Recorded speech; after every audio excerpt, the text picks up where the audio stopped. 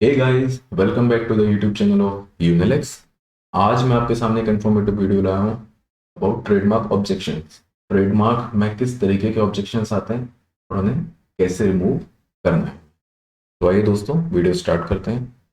Trademark objections क्या है? Trademark objections दोस्तों, ट्रेडमार्क रजिस्ट्री में जब आप अपनी ट्रेडमार्क एप्लीकेशन को फाइल करेंगे तो मोस्ट ऑफ द केसेस में ऑब्जेक्शंस आते हैं, चाहे वो सिमिलर दूसरे जो एग्जिस्टिंग ट्रेडमार्क है उनके रिस्पेक्ट में, आपका सेक्शन 9 के रिस्पेक्ट में, या और भी बहुत सारे कॉमन ऑब्जेक्शंस होते हैं जो ट्रेडमार्क रजिस्ट्री लगाती है। ट्रेडमार्क ऑब्जेक्शंस के लिए आपको specifically trademark rules, trademark act के जो रिलेवेंट सेक्शंस हैं ट्रेडमार्क एप्लीकेशन के लिए, वो प्रॉपरली फॉलो करना होंगे, तभी ये ऑब्जेक्शंस रिमूव हो सकते हैं। तो यहाँ पे दोस्तों ट्रेडमार्क एक्ट है एक 1999 और ट्रेडमार्क रूल्स है 2017। इन दोनों को आपको ध्यान में रख के ही ट्रेडमार्क एप्लीकेशन फाइल करते हैं। तो हम देख लेते हैं कि जब आप ट्रेडमार्क एप्लीकेशन फाइल करते हैं कोई भी, तो एक एग्जामिनर का क्या पर्सपेक्टिव होता है। ट्रेडमार्क जो एग्जामिनर रहता है, एग्जामिनर सबसे पहले ये चेक करेगा कि आपकी एप्लीकेशन एक्ट और रिलेवेंट रूल्स के अकॉर्डिंग है कि नहीं, वो प्रॉपर जूरिसडिक्शन में फाइल हुई है कि नहीं, प्रॉपर उसका फॉर्म फाइल हुआ है कि नहीं, वो चेक करेगा कोई सेक्शन 9 या सेक्शन 11 का ग्राउंड बन रहा है कि नहीं। ये दोनों सेक्शन अभी हम डिस्कस करेंगे आगे वाली स्लाइड्स में। हाँ, वो चेक करेगा कि सही क्लास में अप्लाई हुआ है कि नहीं, तो या और भी वो दूसरे अगर कोई लिमिटेशंस आते हैं उसके, वो उसकी नज़र में आते हैं, तो किसी भी बेस पे ऑब्जेक्शन लगा सकता है। ऑब्जेक्शन जो वो लगाता है कि जो रिपोर्ट को कहते हैं एग्जामिनेशन रिपोर्ट। अब दोस्तों एग्जामिनेशन रिपोर्ट इशू तो होगी, आपकी ट्रेडमार्क रजिस्ट्री में एग्जामिनेशन रिपोर्ट आपको इशू की, एग्जामिनेशन रिपोर्ट का आपको रिप्लाई करना होता है, वो भी विद इन 30 डेज। 30 दिन के अंदर अंदर, जिस दिन आपका रिपोर्ट आई उसके 30 दिन के अंदर आपको रिप्लाई सबमिट करना है। वो रिप्लाई आपका चाहे अटर्नी सबमिट करे अपने लॉगिन क्रेडेंशियल से, या अगर आपका अटर्नी नहीं है तो आप उसको मेल कर सकते हैं parm.tmr@nic.in पे, या आप इवन उनको कोरियर कर सकते हैं आपके रिलेवेंट जुरिसडिक्शन का जो आईपी ऑफिस है वहाँ पे। दोस्तों आपको 30 दिन की टाइमलाइन को स्ट्रिंजेंटली फॉलो करना है, अदरवाइज आपकी जो एप्लीकेशन है वो अबेंडन भी हो सकती है। अब यहाँ पे देख लेते हैं कि मोस्ट कॉमन जो ऑब्जेक्शंस होते हैं सेक्शन 9 और सेक्शन 11 ट्रेडमार्क एक्ट के, ये क्या होता है। सबसे पहले बात करते हैं सेक्शन 9 की।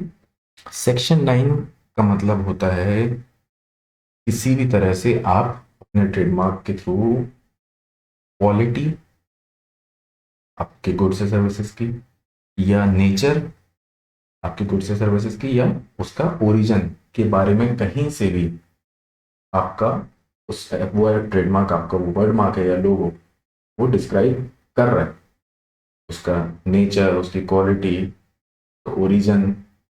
अगर ये वैसे किसी भी तरह से आप उस आपका वर्ड डिस्क्राइब कर रहा है तो वो सेक्शन 9 का एक ग्राउंड होता है। सेक्शन 9 एब्सोल्यूट रिफ्यूजल है दोस्तों। यहाँ पे आपका कोई मार्क ऑब्सीन है, वो सेक्शन 9 का। तो ऐसे सेक्शन 9(1)(a) और सेक्शन 9(1)(b) ये दो सबसे ज़्यादा खतरनाक आप समझ लीजिए ग्राउंड्स हैं जो कि ट्रेडमार्क रजिस्ट्री लगा सकता है रिफ्यूजल के लिए। तो यहाँ पे दोस्तों अगर आपको सेक्शन 9 का ऑब्जेक्शन आ जाता है तो आपको घबराना नहीं है। आपको जो अपना डिफेंस है वो प्रिपेयर करना है, रिप्लाई में जो आप करेंगे। रिप्लाई में आपको अपने मार्क की डिस्टिंक्टिवनेस प्रूव करना है कि आपने कितना ऑलरेडी आपने यूसेज कर रखा है, वो पब्लिक की नज़रों में ऑलरेडी ने एक गुडविल बना ली है। आपका वर्ड कोई डिस्क्रिप्टिव नहीं है, कोई ऐसा नहीं, कोई जनरल वर्ड नहीं है, कोई मीनिंग नहीं शो कर रहा है, वो एक यूनिक वर्ड है और आप इसको प्रायर यूज कर रहे हैं, आप पहले से उसको यूसेज कर रहे हैं। तो यहाँ पे आप सेक्शन 9 के प्रोवाइजो में फॉलो करेंगे और आपका मार्क पास हो सकता है एक्सेप्टेंस के लिए। वैसे ही देख लेते हैं दोस्तों सेक्शन 11। सेक्शन 11 का जो ऑब्जेक्शन होता है, मतलब सिमिलैरिटी के ग्राउंड पे होता है। अगर आपका कोई मार्क जो आपने अप्लाई किया है वो ऑलरेडी किसी एग्जिस्टिंग मार्क के सिमिलर है, तब ये सेक्शन 11 का ऑब्जेक्शन रेज होता है।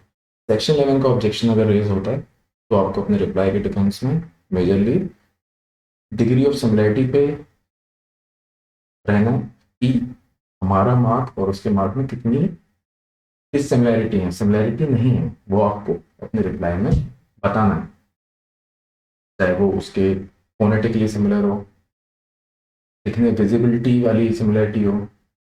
आपको सिमिलैरिटी का एक ग्राउंड रखना है। आपको अपनी गुड्स और सर्विसेज की डिफरेंशिएशन को भी ध्यान में रखना है कि उसका गुड्स और सर्विसेज हमारे गुड्स और सर्विसेज से कितना डिफरेंट है, वो भी देखना है।